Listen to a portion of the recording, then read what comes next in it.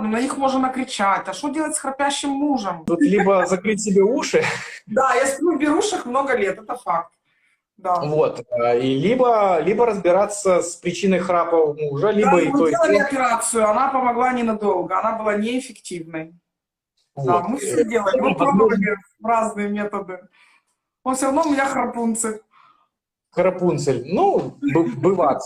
Знаешь, поэтому одно дело, когда человек не пробовал как-либо модифицировать. Если вы уже попробовали все, ну, возможно, имеет смысл дальше, вот, знаешь, говорится, собрать полный, вот, что вы делали, а вот еще, может быть, что-то не доделали, а вот еще есть какие-то там CPAP-маски, там, почему он там храпит, может, у него там тоже не высыпается, или, короче, есть свои проблемы до обследования, почему бы и нет.